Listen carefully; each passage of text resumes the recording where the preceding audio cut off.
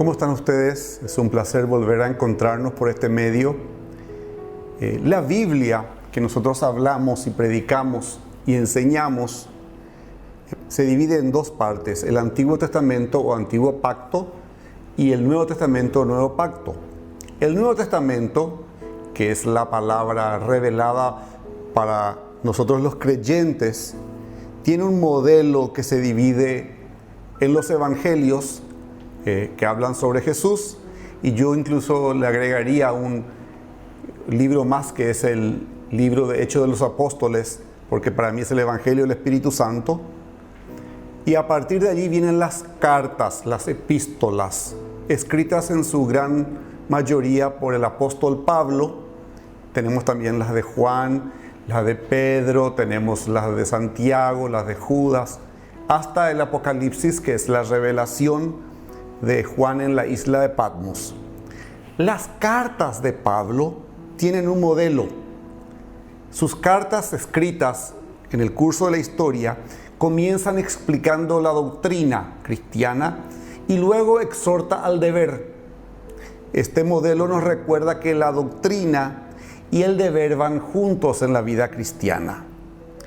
El cristianismo no está desconectado del activismo religioso de la doctrina, ni está desconectado del asentimiento intelectual de la devoción personal.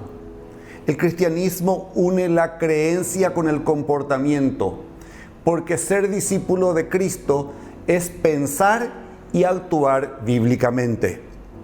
Siempre tenemos que estar en guardia contra la teología sin devoción y la devoción no teológica. Así que Pablo comienza sabiamente sus cartas poniendo un fundamento doctrinal, y sobre él construye un llamado a vivir la vida de las enseñanzas de nuestra fe. Así específicamente con el libro de los Romanos, que quiero tocar hoy. El capítulo 11, de los versículos 33 al 36 de la carta de Pablo a los Romanos, es un puente entre las dos secciones principales. Pues después de enseñar la doctrina de la justificación por la fe, y antes de exhortar a sus lectores a vivir como sacrificios para Dios, Pablo escribe una doxología en alabanza a Dios. No se asusten, la palabra doxología significa alabanza a Dios. Los salmos, por ejemplo, culminaban siempre con una doxología, es decir, una expresión de adoración a Dios. En este contexto, aquí en el contexto de las cartas de Pablo, lo que hace la doxología es reprender nuestro excesivo énfasis en un cristianismo práctico. ¿Por qué? Porque para muchos la pregunta más importante acerca de la fe es: ¿funciona? Y lo que es más, ¿funciona para mí? De manera tal que inclusive ya vemos al cristianismo en términos meramente pragmáticos. Pero el apóstol Pablo, San Pablo, no se apresuró a hacer práctica la fe. Antes de mostrarnos cómo andar en la verdad del Evangelio, Pablo se detuvo a adorar.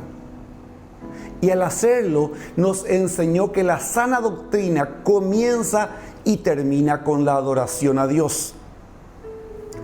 En todo a lo largo del libro de los Romanos, Pablo sube a lo más alto de la cumbre de la verdad, a lo más alto que él puede subir. Sin embargo, no importa cuán alto suba él, todavía está muy lejos de la cima. Incapaz de ascender más, lo que hace Pablo es postrarse y adorar la incomprensibilidad de Dios. San Pablo se regocija en el hecho de que Dios sabe lo que pasa, incluso cuando nosotros no tenemos la más vaga idea de lo que está ocurriendo.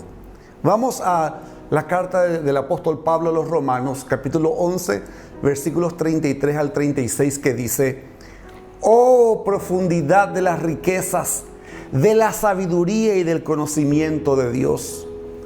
Cuán incomprensibles son sus juicios e inescrutables sus caminos.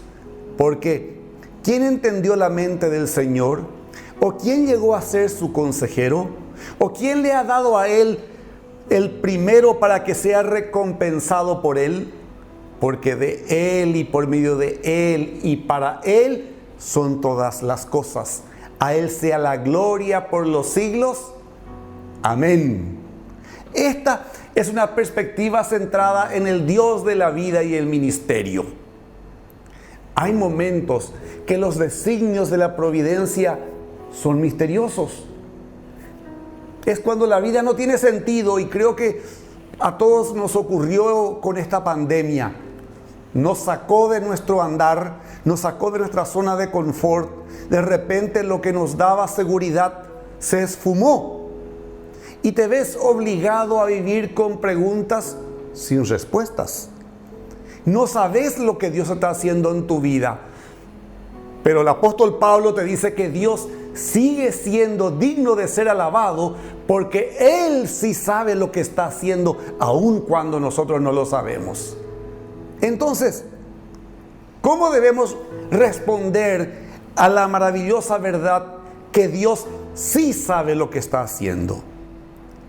San Pablo nos dice que en primer lugar debemos celebrar la maravilla de la grandeza de Dios. El versículo 33, vuelvo a repetir: oh profundidad de las riquezas, de la sabiduría y del conocimiento de Dios.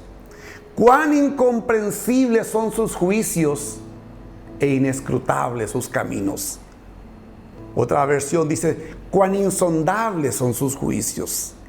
Este versículo está lleno de palabras cargadas teológicamente, pero la palabra que llama mi atención es la primera: oh. Un suspiro, un gemido, el grito de un corazón embelesado. En todo el libro de los Romanos, San Pablo da la explicación más clara del Evangelio que en cualquier otro lugar.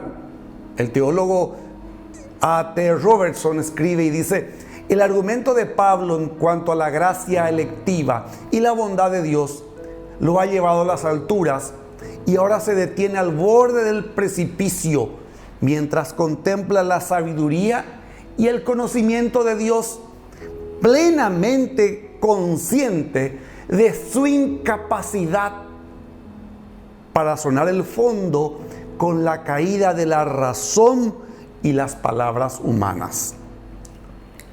Palabras más, palabras menos, la mente de Pablo está vacía, es demasiado para él, pero su corazón está lleno, y con un sentido de asombro celebra al Dios que es demasiado profundo y que es demasiado alto para poder ser descubierto.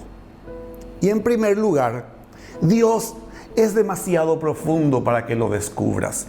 El versículo 33 dice: oh, profundidad de las riquezas, de la sabiduría y el conocimiento de Dios. El pensamiento gobernante de esta declaración es que Dios es profundo. La verdad de Dios es lo suficientemente superficial como para que un niño beba de ella sin el temor de ahogarse. Sin embargo, al mismo tiempo es tan profundo que los eruditos pueden sumergirse, pero nunca llegan al fondo. Cuanto más profundo vayas en el océano, más oscuro se vuelve el agua, y hay profundidad llena de presión donde ningún ser humano puede sobrevivir. Este punto de ruptura es donde Dios reside. Por eso dice: oh, profundidad de las riquezas, de la sabiduría y del conocimiento de Dios. Dentro de la profundidad podemos desglosar que las riquezas de Dios son profundas. ¿Qué significa ser ricos? Es ser independiente, es ser autosuficiente, es no tener necesidad. Entonces, según este estándar, nadie es realmente rico, porque todos dependemos de otros de innumerables maneras. En última instancia, solo Dios es rico. La historia nos cuenta de hombres que dieron más de la mitad de su riqueza a la caridad.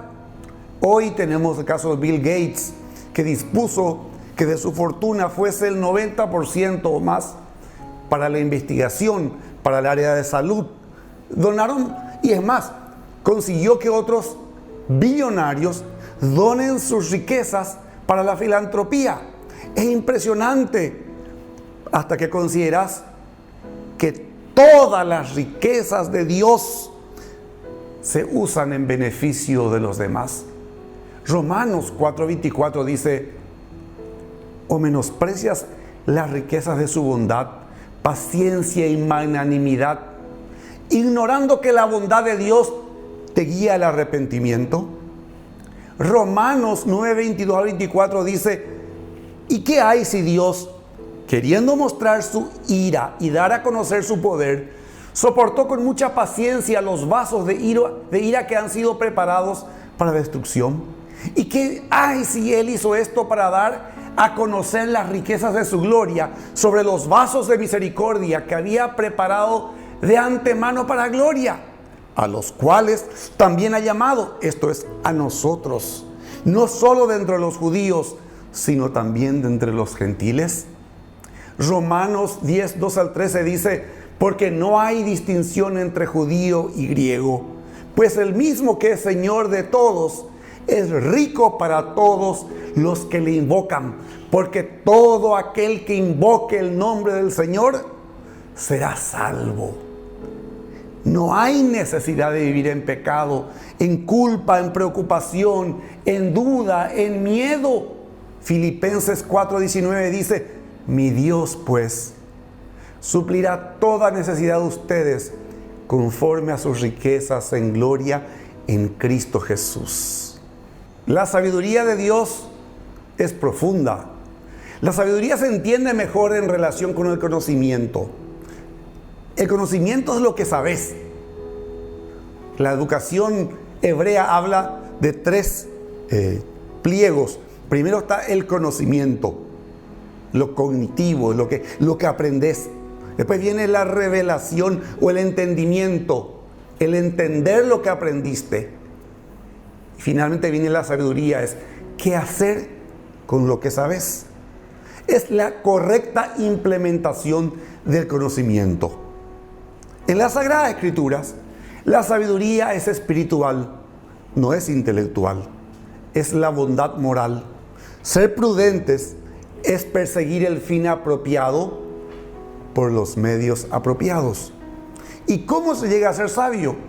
Santiago 1:5 dice: si a alguno de ustedes le falta sabiduría, pídala a Dios, quien da a todos con liberalidad y sin reprochar, y le será dada.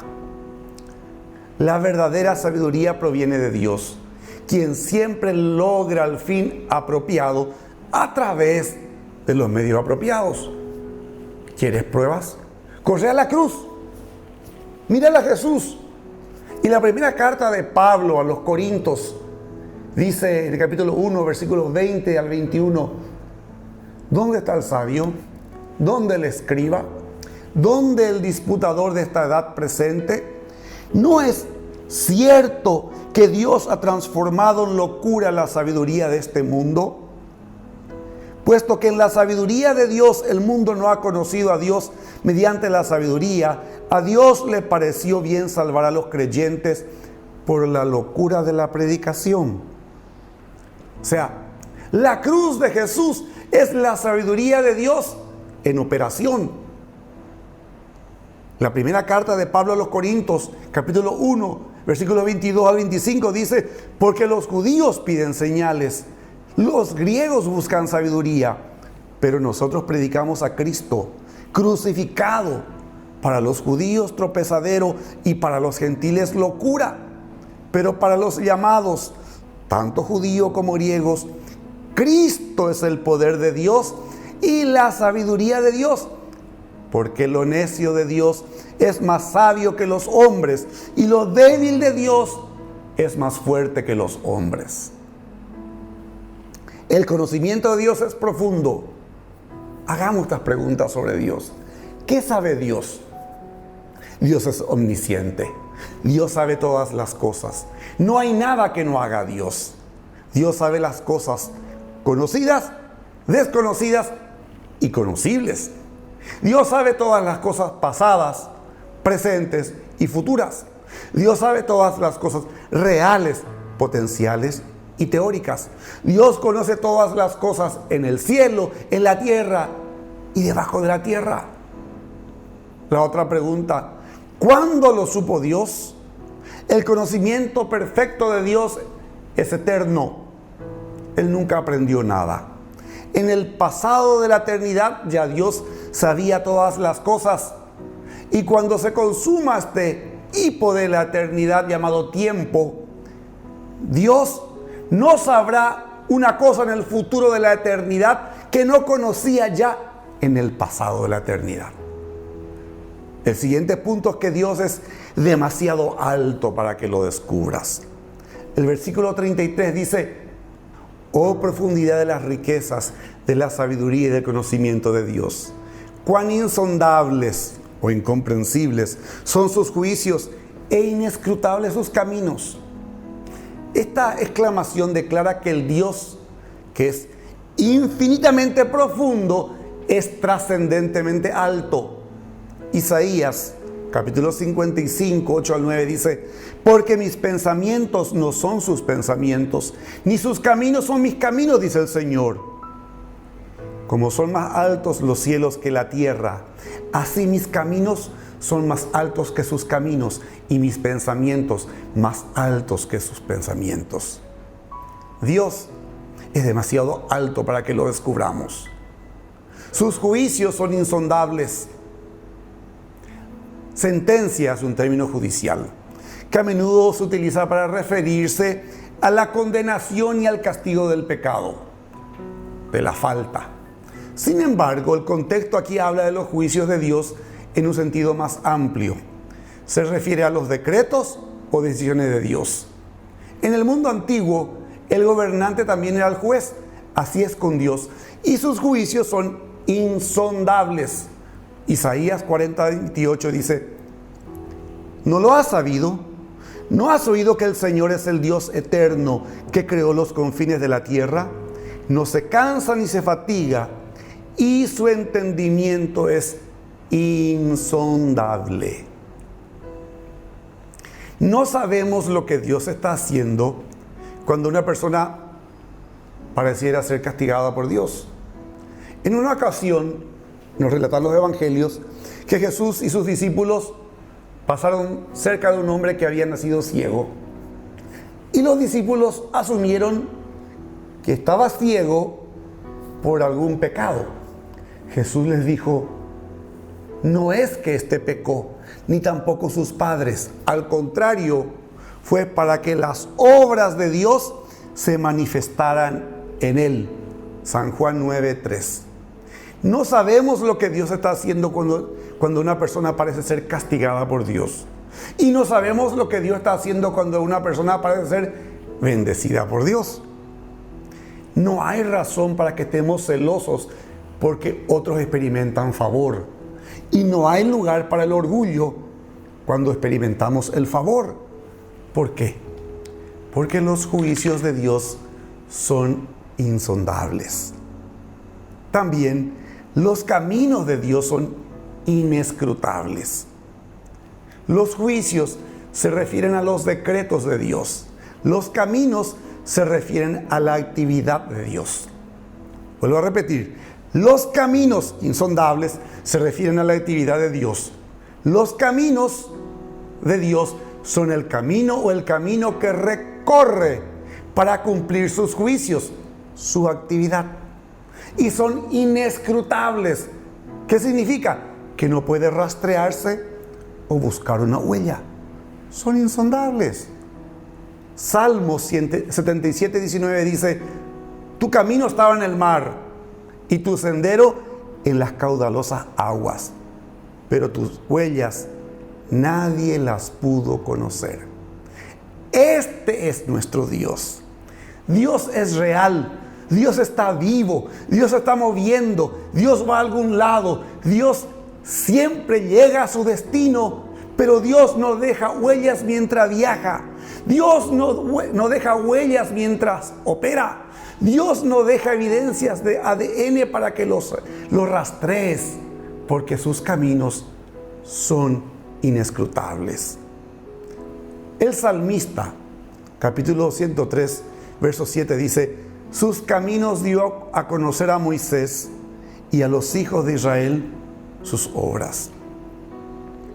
Israel fue testigo de los poderosos actos de Dios a través de la historia, pero no sabían por qué Dios hizo lo que hizo. Dios solo hizo conocer a Moisés sus caminos, pero ni aún Moisés pudo entenderlo. Es más, como actuó fuera de la voluntad de Dios, llevó a Israel hasta el borde de la tierra prometida, pero no pudo entrar al tomar las cosas en sus propias manos. Mi amigo, mi hermano, Dios nos llama a celebrar las maravillas de sus riquezas. Él es demasiado profundo para que lo descubramos. Sus riquezas son profundas. Su sabiduría es profunda. El conocimiento de Dios es profundo. Pero así como es profundo, Dios también es demasiado alto para que lo descubramos. Sus juicios son insondables. Sus caminos son inescrutables. Un misionero inglés, conocido a través de la historia porque fue el hombre que llevó el evangelio a la India, tuvo que superar muchos obstáculos para poder llegar a la tierra donde él fue enviado para predicar el evangelio. Ya inclusive subiendo al borde del barco que se llamaba Oxford, que le iba a llevar a destino al Asia, al subir le ordenan bajar de vuelta. El propio capitán dio la orden porque recibió una denuncia contra William Carey. En respuesta, este misionero escribió a su amigo Andrew Fuller lo siguiente: todo lo que yo puedo decir en este asunto es que, por misteriosas que sean los devenires de la providencia, no tengo ninguna duda que son dirigidas por un Dios infinitamente sabio. Allí yo quiero concluir.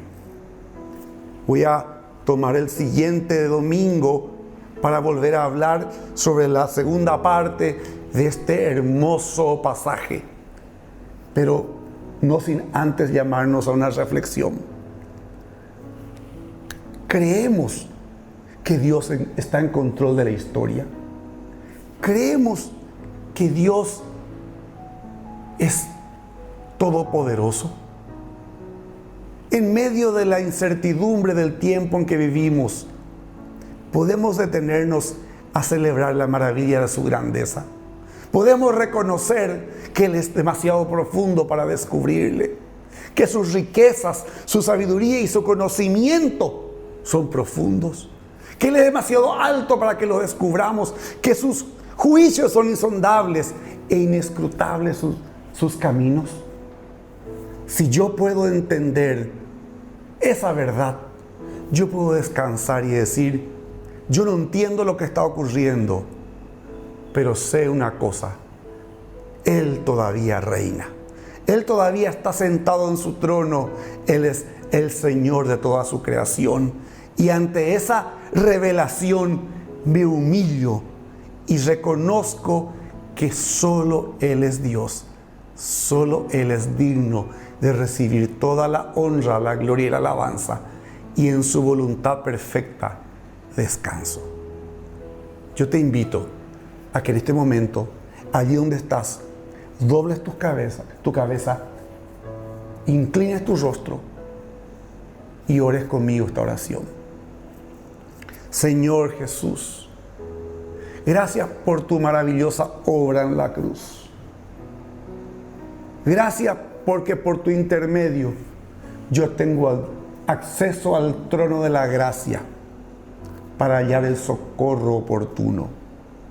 Padre maravilloso, por las obras de mi Cristo, por sus méritos, porque Él es mi intermediario ante ti. Él es mi abogado por su obra en esta hora. Por causa de su nombre, entro a tu presencia humilde, inclinando mi rostro en profunda adoración, porque tu gloria es maravillosa, porque tú eres el gran Dios de los cielos y de la tierra. Antes que fuese fundado el universo, tú ya existías. Después que todo esto desaparezca, tú todavía existirás. Y tú no has cambiado, sino que eres el mismo, ayer, hoy y por todos los siglos. Y yo no puedo entender, mi mente es finita. Tu revelación es demasiado grande.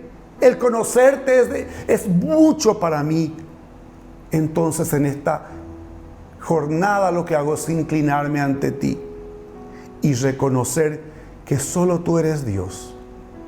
Fuera de ti no hay otro Dios. Pero aún siendo Dios, al ver nuestra inutilidad, nos diste a tu amado Hijo para que se encarnase y habitase entre nosotros. Huellas pequeñas en el universo. Y aún así te hiciste carne y fuiste a la cruz por nuestros pecados y derramaste tu sangre para limpiarnos. Venciste a la muerte y hoy reinas por los siglos de los siglos y sigues siendo Dios y Señor. Y por tu obra y por la fe en tu nombre pasamos de la muerte a la vida eterna. Gracias, gracias, porque aunque insondables son tus juicios e inescrutables tus caminos, aún así tu gracia, tu misericordia y tu fidelidad nos han alcanzado. Gracias en el nombre de Jesús. Amén y amén.